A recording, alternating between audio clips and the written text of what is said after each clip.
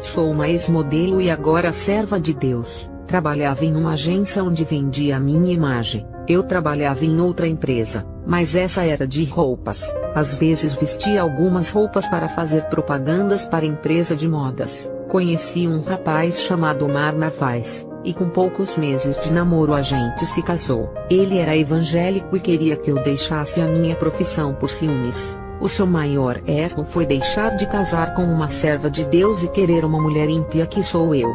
Os cristãos de hoje têm as suas mentes carnais, preferindo mulheres lindas não importando se elas são do mundo. O nosso casamento não estava indo bem, e o meu esposo começou a me bater e a me proibir de trabalhar. Fiquei com tanto ódio dele e comecei a sair com outro homem escondido, até que ele descobriu o meu envolvimento. Ele viu o rapaz comigo, não teve nenhuma reação. O meu esposo escreveu uma carta pedindo perdão. Ele disse que havia sido muito autoritário comigo, e entendia que eu estava traindo ele por vingança e não por não gostar. O que ele disse era verdade. Eu o amava, mas estava muito magoada. Eu queria causar dor nele para ele sentir o que eu estava sentindo. Ele foi embora de casa indo para outra cidade. Eu fiquei livre para trabalhar no meu emprego, e o meu irmão Fernando, que havia se envolvido com as drogas, tinha acabado de se tornar um traficante.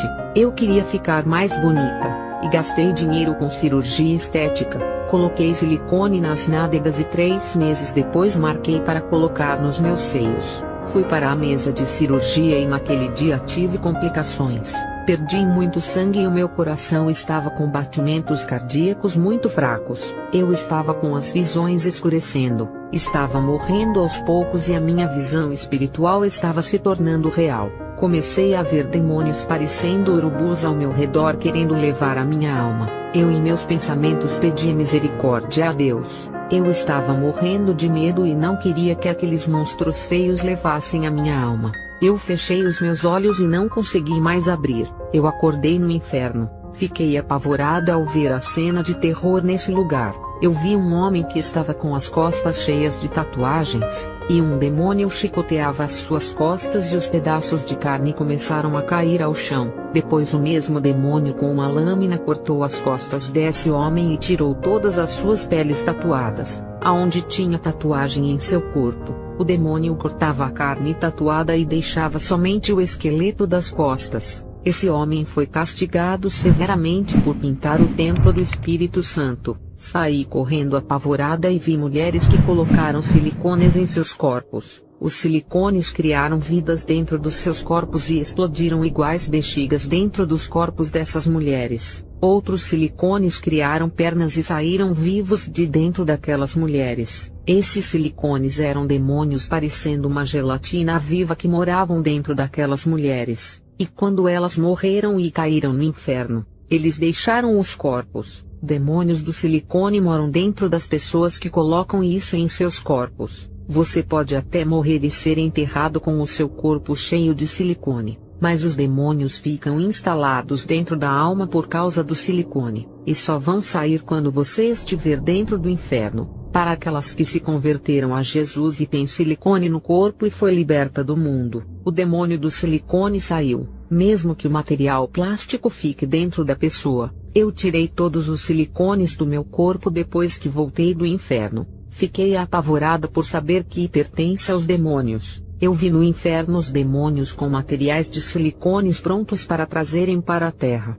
Os demônios no inferno chamam as pessoas que colocam silicones pelo corpo de meus bonecos de plásticos. Eu vi um lugar onde só tem modelos. Elas morreram na ilusão de ganhar o mundo através das suas belezas. Eu vi modelos pobres e ricas. Tem homens modelos nesse lugar também. Essa é uma isca que Satanás tem jogado para ganhar muitas almas. Eu vi muita Miss no inferno. Ali é um lugar que só tem pessoas lindas que idolatravam os seus próprios corpos. Eu vi dançarinas de programas de televisão. Pessoas que gostam de danças em casas de shows. Quando morrerem vão dançar para os demônios dentro da sala do inferno. Ali eles são obrigados a dançarem em cima dos pregos eternamente. Os pés dessas pessoas sangravam, e os pregos quentes de brasas rasgavam os seus pés. Eu vi falsos profetas, falsos mestres e falsos pastores. Os demônios enfiam um grande ferro em suas bocas até furarem as suas gargantas. Eles são atormentados na boca porque se recusaram a pregar o Evangelho,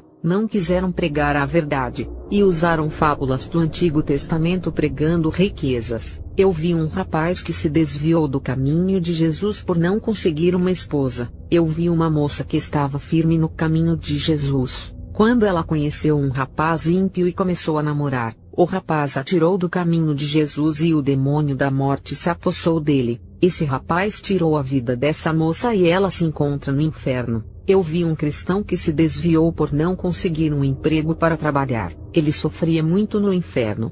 Eu vi um pastor que foi deixado pela esposa e os filhos. Ele não resistiu à prova e se desviou. Ele morreu e está no inferno. Eu vi uma missionária no inferno. Ela gostava do seu emprego, e quando foi demitida se desviou. Essa mulher estava no inferno sofrendo agonias mortais. Eu vi um casal de cristãos no inferno. Ambos eram evangelistas. O rapaz fazia a obra de Deus e ganhou muitas almas. A moça também era dedicada à obra. Quando os dois se casaram, as suas fés se esfriaram. Eles deixaram de ganhar almas, e apesar de irem à igreja tinham renunciado aos seus chamados. Eles foram ungidos por Deus para fazerem a obra de levar o Evangelho e deixaram de anunciar. Um dia eles foram viajar para um lugar em busca de curtir a vida. Eles foram de carro, e nesse dia os demônios armaram um laço de morte. O carro bateu em um muro e os dois faleceram, e agora estão no inferno. Eu vi políticos no inferno por causa da corrupção e da mentira.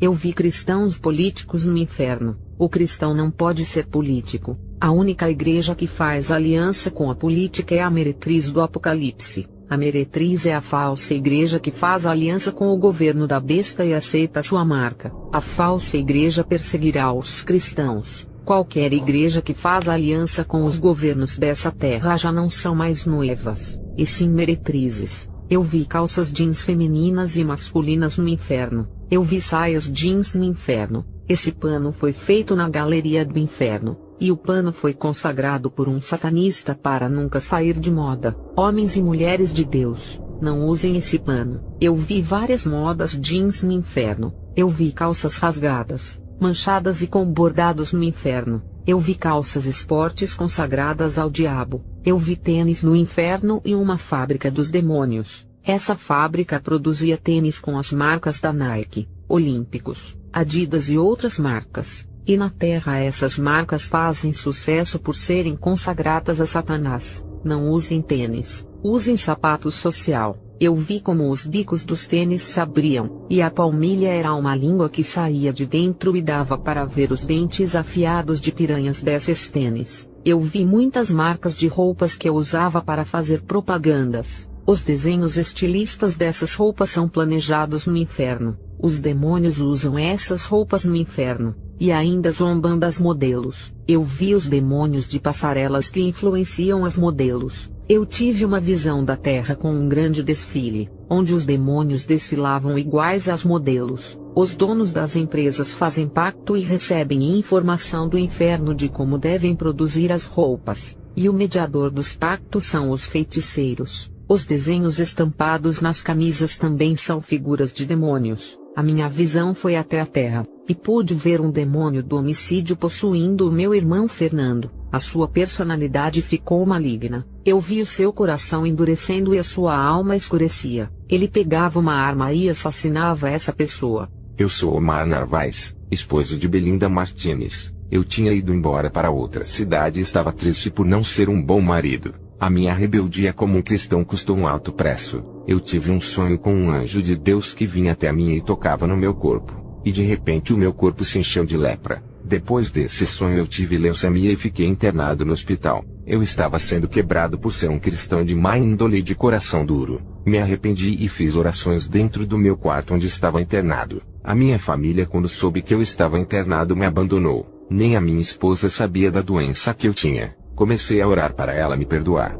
Enquanto eu estava presa naquele lugar, uma força me puxou do inferno. Eu estava na cama de cirurgia. Os médicos tinham colocado os meus silicones e estavam lutando para eu ressuscitar naquela cama de hospital. Eu voltei a viver, me converti naquele leito. Meses depois eu tirei os silicones para tentar ser uma pessoa natural. Foi muito doloroso. Tirei porque quis, pois Deus havia me perdoado. Estava orando na madrugada. Eu vi um homem armado em uma moto ao redor da casa do meu irmão Fernando. Por detrás desse homem estava um demônio da morte. O meu irmão estava prestes a ser assassinado, pois o homem esperava ele sair de casa para matá-lo. Eu orei para Deus dar o livramento ao meu irmão, assim como um anjo cegou o exército da Síria. E aquele homem, toda vez que ficava esperando meu irmão para matá-lo, era cegado pelo anjo que o livrou através da minha oração. Hoje o meu irmão é pastor de igreja, e um demônio usou um homem rico, dono de uma agência de modelo, que ofereceu um contrato milionário para eu trabalhar como modelo. Eu fiquei confusa e disse que iria pensar,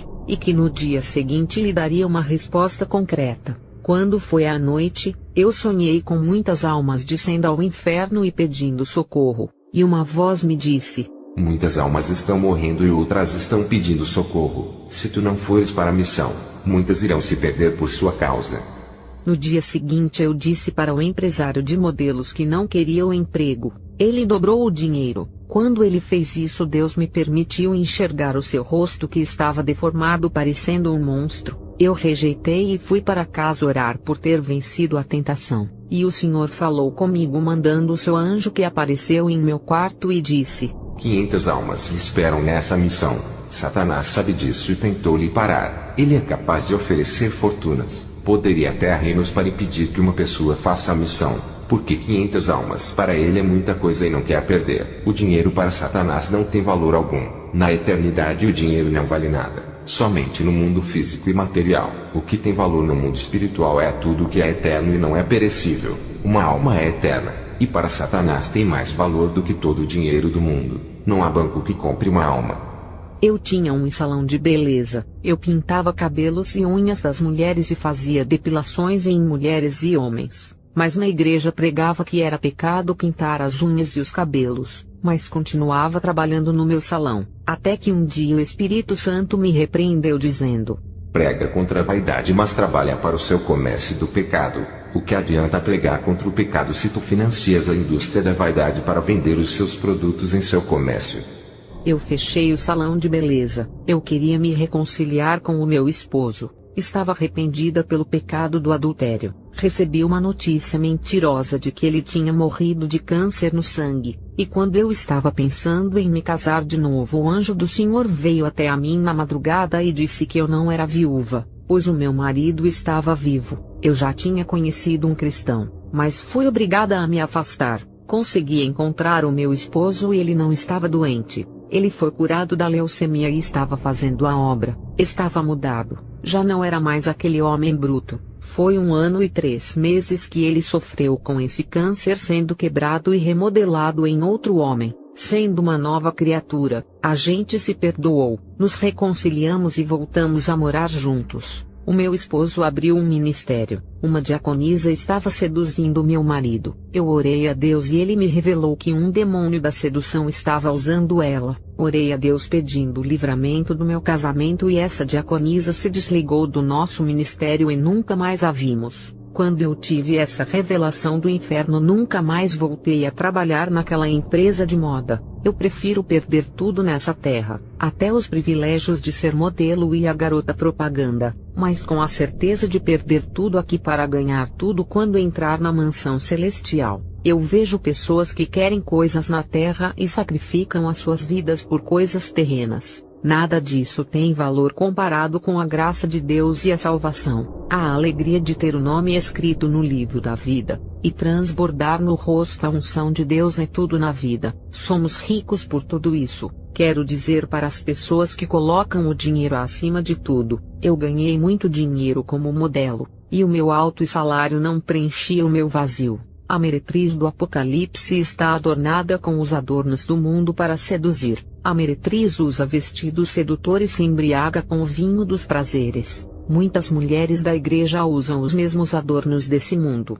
As suas vestes são sedutoras iguais ao da meretriz do Apocalipse. As mulheres cristãs se embriagam do vinho desse mundo igual à grande meretriz. O vinho dos prazeres desse mundo são as vaidades, sensualidade e novelas. Eu faço evangelismo com o meu esposo para todos os lugares. Quero compartilhar a herança celestial com todos. Quero ver todas as almas do outro lado da vida desfrutando do paraíso. Não podemos morrer sem levar o reino de Deus até as pessoas. Tudo isso é de graça e quero repartir tudo o que é de Deus com vocês. A função do homem é viver em Cristo e não apenas existir na terra. Muitos cristãos, por causa de cargos, ensoberbecem os seus corações. Outros, por terem sabedoria e teologia, pensam que não precisam de Deus na hora da pregação. Isso é um perigo. Sejam simples. Confiem só em Jesus e não em suas forças. Sem Jesus ninguém vence o diabo. O que eu percebo nas igrejas são imitações de manias. Cristãos imitando o jeito de falar e a personalidade dos seus líderes.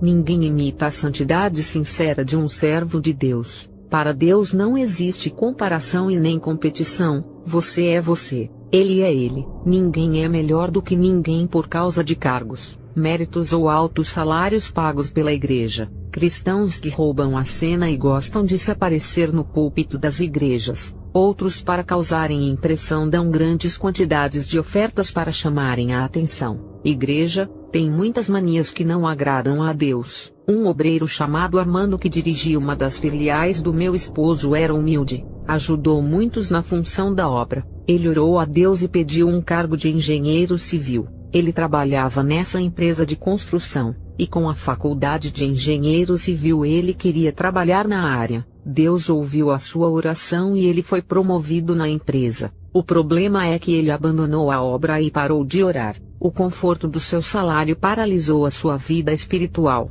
Ele só pensava em viajar, e o Senhor me revelou que Satanás iria se aproveitar desse comodismo para destruir a sua vida. Ele era um pastor, e as suas pregações eram tremendas. Um dom maravilhoso que ele pediu e recebeu enterrando essa dádiva. O meu esposo teve que escolher outro obreiro em seu lugar para dirigir a filial. Eu tenho orado muito para Deus despertar o irmão Armando para que ele volte a fazer a obra. Muitos obreiros do nosso ministério que perderam os seus bens materiais se desviaram do caminho de Deus. Isso significa que os seus corações não estavam em Jesus, mas nos bens dessa terra. Eles foram reprovados como homens de fé e não passaram no teste. Obreiros do nosso ministério que eram mais usados do que eu saíram do caminho de Jesus por estarem desempregados. Eu fiquei preocupada em ver tanto cristão saindo do nosso ministério. O Senhor me disse: esses que saíram vou mandar provações para trazer transformações.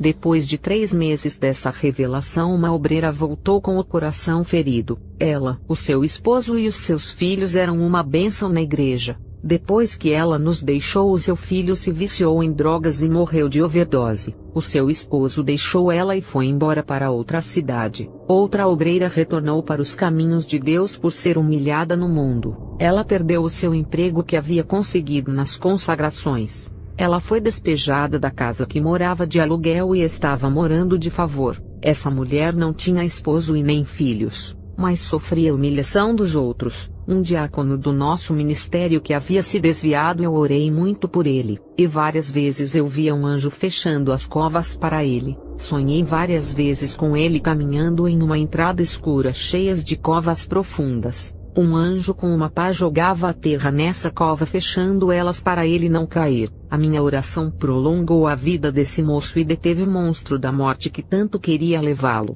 Mesmo assim, ele só voltou para o nosso ministério com uma enfermidade grave. Deus permitiu essa aflição para despertá-lo. Ele estava com câncer e sem alternativa, e o único jeito foi se render a Deus. Quase morrendo, ele se arrependeu e chorou amargamente. Foram 6 meses de aflição, e Jesus o levantou daquele leito e o curou. O câncer desapareceu, e hoje ele faz a obra ajudando o meu esposo. A pequena empresa do diácono Raul faliu. Ele congregava com a gente. Ele ficou endividado sem poder pagar as suas dívidas. Ele ajudou o meu esposo a abrir o ministério e fez uma faculdade de administração. Ele abriu a sua pequena empresa, e prometeu para Deus que se lucrasse iria ajudar a obra de Jesus a crescer. Quando a sua empresa começou a lucrar, ele se desviou, e começou a gastar o seu dinheiro com mulheres e prostituição, se esquecendo da sua promessa que tinha feito. O homem promete e não cumpre,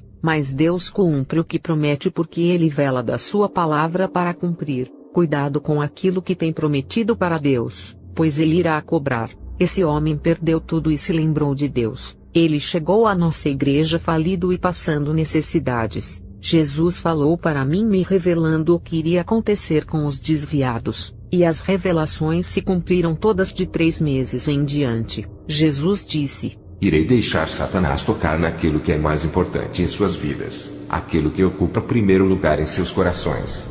E muitos que estavam no nosso ministério e haviam saído por coisas banais, em torno de 1 ano e meio voltaram todos. O meu esposo, quando perdeu esses membros, quase fechou a igreja por não ter ofertas para pagar o aluguel. E quando meu esposo pegou a chave do salão para entregar ao proprietário, no mesmo dia um empresário parou o seu carro perto dessa humilde igreja e fez uma doação em dinheiro e conseguimos pagar 1 ano de aluguel. Fechamos um contrato. Quando a obra é de Deus, Ele não permite e prepara tudo. Eu havia chorado e orado muito para que a igreja não fechasse. Depois que os desviados voltaram, começou a entrar ofertas. Como nós adiantamos 1 ano de aluguel, estávamos em paz. Você tem apenas uma flecha, atire no alvo certo. Essa é a única oportunidade. Se perderem a chance, não ganharão essas almas. Aprenda a usar as palavras de acordo com cada problema. Cada versículo é a solução exata para um problema diferente.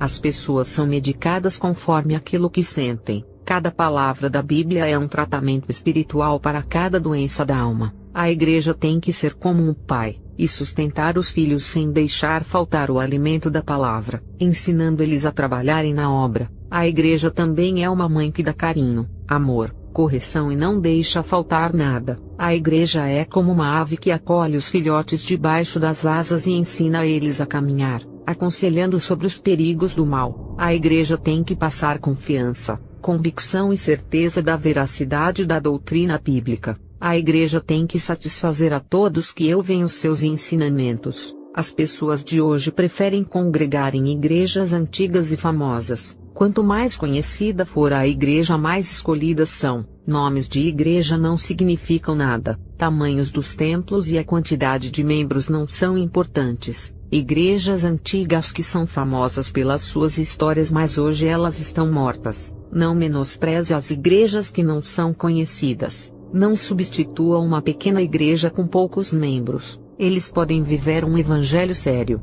enquanto as igrejas famosas não vivem. A igreja pode ser desconhecida e muito espiritual, e as igrejas famosas com grande quantidade de membros vivem na carne. São as igrejas pequenas que estão avivadas. Eu sou o esposo de Belinda e um pastor de uma igreja pequena. O povo dessa igreja tem compromisso com Jesus, e estão sendo ensinados a caminharem na trajetória certa do bom pastor. Não oferecemos fórmulas mágicas de prosperidades, e não fazemos propagandas de milagres para atrairmos multidões. Tem igrejas que anunciam aquilo que não podem realizar. Eles prometem aquilo que Jesus não prometeu realizar. Quando Jesus quer operar as suas maravilhas, ele faz, independente de colocar propagandas de milagres. Jesus não é obrigado a operar milagres se não quiser por causa de uma campanha de milagres. Ele não pode ser forçado a realizar as vaidades desses pastores transgressores do evangelho fazendo o que quiserem. A igreja, para ganhar respeito e credibilidade de Deus, tem que ser diferente. Sendo uma igreja espiritual, ela terá êxito sem esforço humano. Jesus estará no controle do ministério. A igreja humilde tem que tratar bem as almas e coletar os endereços dos visitantes católicos. Os obreiros na minha igreja atendem bem as pessoas e dão ensinamentos nos lares. Almas têm se convertido, e nós estudamos cada bairro onde pisamos os pés antes de levarmos a palavra. Eu sou Belinda, e afirmo que isso que o meu esposo fala é o que fazemos. O grupo da igreja já foi levar o evangelho em lugares longe onde não tinha torneiras, somente rios e poços. Entramos em países onde fomos rejeitados e a nossa palavra não foi recebida. A nossa igreja tem produtividade e chegamos a ganhar 100 almas por mês. Nossas metas é chegar a ganhar 1000 almas por mês, mas o que importa é a força de vontade. O trabalho é árduo. Muitos obreiros não conseguem acompanhar o ritmo do evangelismo do ministério que fazemos em cada bairro da cidade. Cristãos acostumados com igrejas onde ninguém sai dos templos para evangelizar nas ruas não conseguem se adaptar em nossa igreja. porque só sabem falar de Jesus em cima de púlpitos. Eu fui treinada por Deus para resgatar almas. Essa é a minha especialidade. Eu não prometo aquilo que Jesus não vai fazer, e através de cada necessidade ensinamos às pessoas quais são os desejos de Jesus para cada um. Não fazemos campanhas prometendo uma vida realizada fazendo Jesus de gênio da lâmpada. Sempre falo das dificuldades de ser um cristão e do caminho estreito que eles devem seguir. Quando nosso grupo vai para as ruas evangelizar, sempre falamos para as pessoas que pode ser a última chance e a única oportunidade para se salvarem. Pode ser os seus últimos dias de vida. Alguns podem morrer hoje ou amanhã. Vamos continuar fazendo esse trabalho com amor para alcançar os corações. Temos que acertar o alvo e sermos competentes. Eu desejo a todos que nos ouvem que se esforcem na obra. Fiquem com Deus e na comunhão do nosso Senhor Jesus. Amém.